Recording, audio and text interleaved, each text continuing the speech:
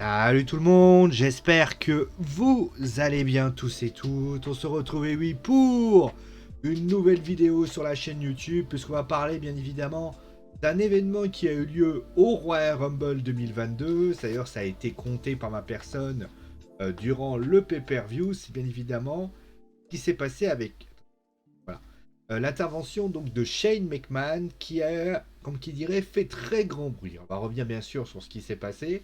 Et donc, je vais vous donner mon avis par rapport aux conséquences. Est-ce que Shane McMahon est allé trop loin? Est-ce que concrètement, la sanction qui a été mise en place est justifiée? Et concrètement, eh bien, est-ce que Vince McMahon n'essaye pas peut-être de remettre les pendules à l'heure au vu peut-être des gros problèmes qui avaient lieu, puisqu'on va parler aussi du Royal Rumble. Est-ce qu'aujourd'hui, il y a un front qui est en train de se créer à la WWE qui finalement, dont la première victime, vient de Shane McMahon. Voilà. Alors, on va commencer tout de suite par parler directement de Shane McMahon et de ce qui s'est passé au Royal Rumble 2022. En fait, ce qui s'est passé, c'est que Shane, certes, est apparu en tant que participant, donc il est arrivé 28e, si je me souviens, 27e ou 28e dans ce Royal Rumble. Il a notamment éliminé, dans les derniers, il a éliminé Kevin Owens, et après, il est intervenu contre Brock Lesnar qui l'a éliminé, Manu Militari dans les derniers. Et donc, il faut savoir que Shane McMahon, durant cette soirée, n'était pas forcément que seulement un catcheur. Il avait aussi un statut qui était un statut de producteur principal du show. Je m'explique. En fait, si vous voulez, pour vous expliquer un peu comment ça se passe dans un ring, dans un show de catch, de quoi que ce soit, vous avez soit la possibilité d'avoir il y a une personne qui souvent cajole les autres superstars, etc., qui vous donne du booking, qui vous donne des storylines, etc., etc. Et en général, un groupe, enfin, dire deux personnes, voire trois quand c'est des gros matchs, vont être en charge finalement d'un show, d'un match. Et il est supervisé par donc une tierce personne qui sera supervisée bien sûr par Vince McMahon, qui lui validera par rapport à ça. Et il se passe que les personnes qui étaient désignées par cela étaient donc le producteur principal, qui était Jimmy Noble. Je crois qu'il y avait Adam Pearce aussi dans l'histoire. Et Jimmy Noble, en fait, était celui qui avait donc mis en place les choses, mis les nombres, contacté les personnes. Ça demande du travail, hein, clairement, parce qu'il faut que tu réfléchisses aux 30 superstars, comment tu vas les mettre en place, comment tu vas organiser les choses, de manière à finalement rendre ton match assez attrayant. Et il se passe que dans les décisions qui ont été mises en place par la WWE, il y a Shane McMahon qui est arrivé et qui a, on va dire les choses, semé un petit peu la zizanie dans cette histoire, puisqu'il a happé, ce que j'appelle chez moi, happé l'autorité de Jimmy Noble en tout simplement faisant un peu ce qu'il voulait. Notamment, il a éliminé Kevin Owens parce qu'il le voulait.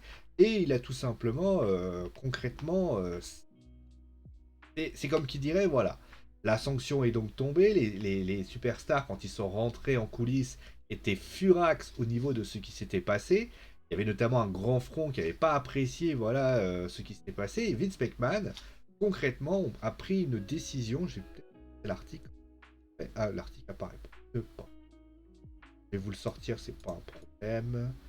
Voilà, alors malheureusement, vous pouvez pas trop voir, j'ai zoomé un peu. En fait, l'information est donc tombée. Il se passe, donc c'est nos amis de Catch News qui ont balancé ça. Il se passe que suite aux événements qui avaient eu lieu au Royal Rumble, Shane McMahon n'est donc pas prévu que ce soit à Raw.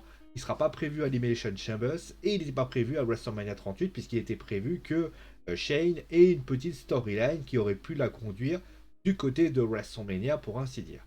Et d'ailleurs, une source interne indique, voilà, vous l'avez la petite citation, que Vince McMahon n'a même pas eu le choix. Shane avait créé un chaos, avait énervé tout le monde, avait enterré ouvertement d'autres producteurs et changé des choses que Vince voulait. Ça aussi, ça c'est important quand même, c'est que Vince, il a outrepassé les règles par rapport à Vince.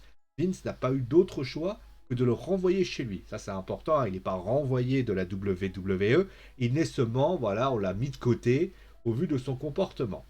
Alors, mon avis là-dessus concrètement, il va être très très tranché. Je pense que Shane c'est sans doute poussé un peu, c'est laissé pousser des ailes, si vous voulez. C'est-à-dire qu'il s'est dit dans sa tête, et ben moi, a priori, je peux m'en sortir, je peux faire des choses. Et il s'est dit dans sa tête, bah, je vais mettre à 100%. Pas, voilà.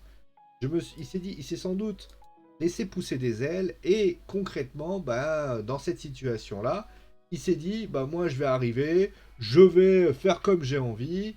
Surtout que a priori, il avait sans doute des plans et il s'est dit, bah moi je suis producteur principal du pay-per-view. Je pense qu'il d'ailleurs il a d'autres fonctions au sein de la WWE. Et au final, bah, il s'est dit, je vais faire comme j'ai envie. Et surtout, il y a une phrase qui est importante.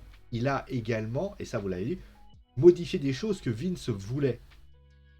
Alors, dans un sens, ça peut être. Alors, ça aurait pu être intéressant quand il a modifié, parce que on parle de son cas personnel, mais il a aussi modifié des positions, etc. Donc, ça fait quoi? Il a déjà mis de côté les choix de Vince.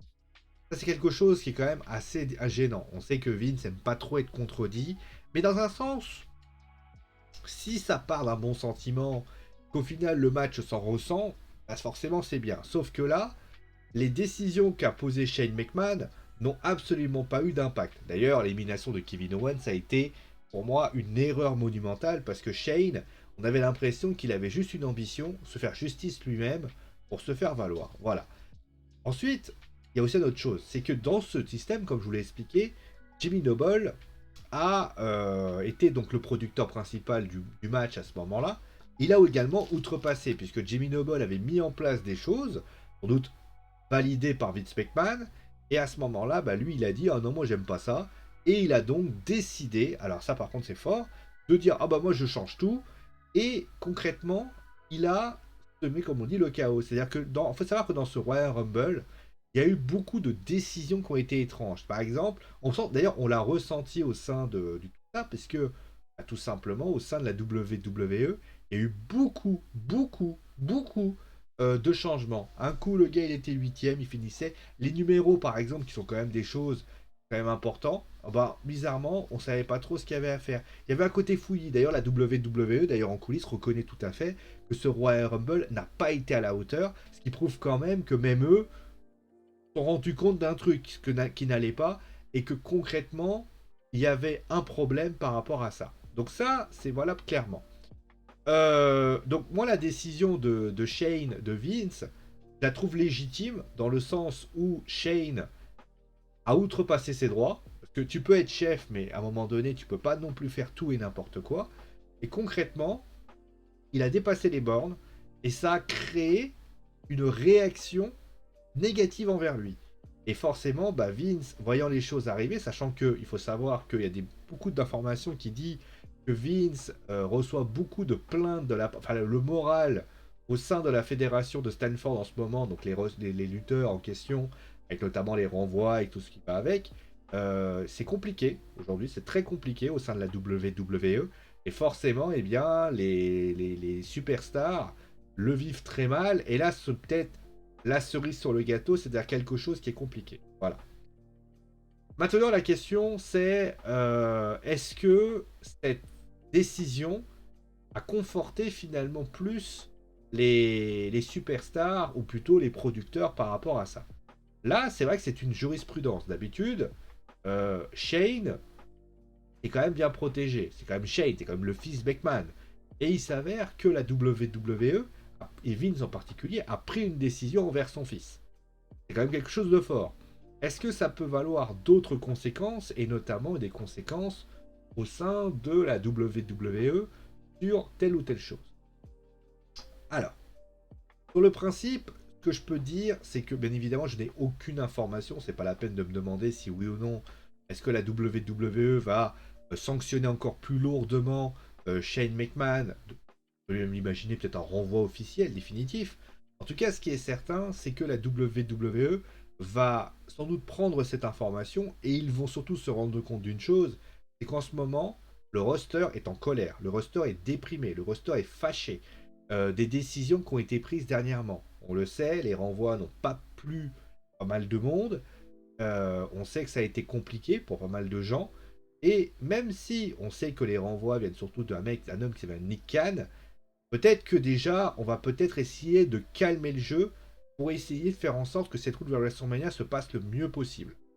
Est-ce que ça veut dire aussi des décisions changées au niveau des storylines? On peut imaginer peut-être que comme les choses ne se sont pas déroulées comme il devait se passer, peut-être qu'on va avoir peut-être des lutteurs qui sont plus populaires au sein des luttes du roster, Kofi Kingston, enfin Kevin Owens qui est plutôt apprécié, peut-être freaking Rollins, etc. qui puissent être choisis. Peut-être qu'on peut imaginer aussi un WrestleMania avec des storylines plus intéressantes. C'est vrai que ça c'est plutôt intéressant. On peut imaginer peut-être que la WWE, alors certes, attention, je vais quand même préciser une chose. Normalement, en termes de qualité, il est logique que la WWE nous sorte un produit de qualité. Mais là, il y a quand même plusieurs choses qui arrivent, sachant que de l'autre côté, on a une All Elite Wrestling qui travaille dans la sérénité, qui travaille plutôt dans la qualité. Et j'ai envie de dire, moi je trouve ça très plaisant d'avoir du côté de... Là quand même, il y a quand même deux philosophies qui s'affrontent. Donc là, clairement, c'est une réalité. D'ailleurs, on peut même se demander pourquoi il n'y a pas eu de lutteur de NXT. Est-ce que Shane n'a pas court-circuité la situation? Donc voilà, maintenant, est-ce que ça peut avoir aussi est-ce que la question maintenant, est-ce que les superstars de la WWE ont gagné du galon? Parce qu'on sait que tout le monde était énervé envers lui, Shane. Et là, Vince n'a pas eu d'autre choix que de le renvoyer. Est-ce que le public, le roster peut dire, bah aujourd'hui, il y a un truc qui va pas, et si jamais tu règles pas les choses, ça commencera à barder. Des lutteurs qui peuvent parler, Brock Lesnar, Edge, des lutteurs qui ont vraiment un gros poids au sein de la fédération, notamment par exemple Roman Reigns. Et est-ce qu'on peut imaginer peut-être un Roman Reigns montant au créneau qui dit aujourd'hui voilà, ou un Brock Lesnar qui dit aujourd'hui ce qui se passe au sein de la WWE est tout bonnement inadmissible, et que les choses se passent. Et notamment que Brock Lesnar avait défendu notamment à WrestleMania, c'était pas celui de l'année dernière, c'était il y a 2 ans, où il avait clairement dit que le comportement des officiels était probablement inadmissible, il avait obtenu gain de cause. Donc on peut imaginer quelque chose. En tout cas, ce qui est certain, c'est que en termes de qualité, il faut dire la vérité, c'est pas une polémique qui est plaisante pour la WWE. Aujourd'hui, la WWE a pas besoin de ça.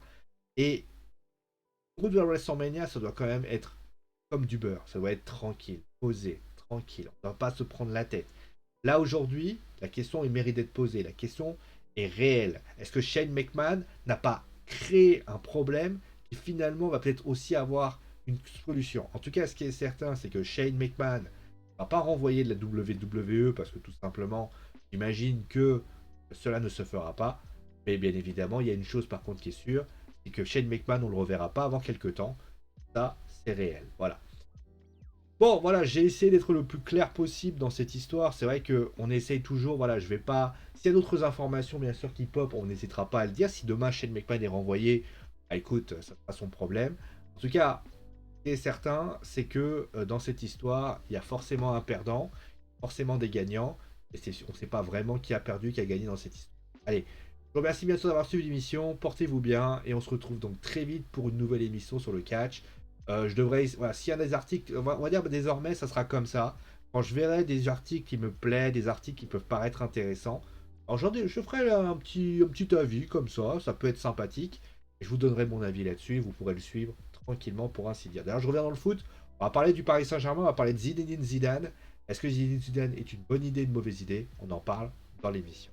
Allez, prenez soin de vous, amusez bien, et ciao les amis.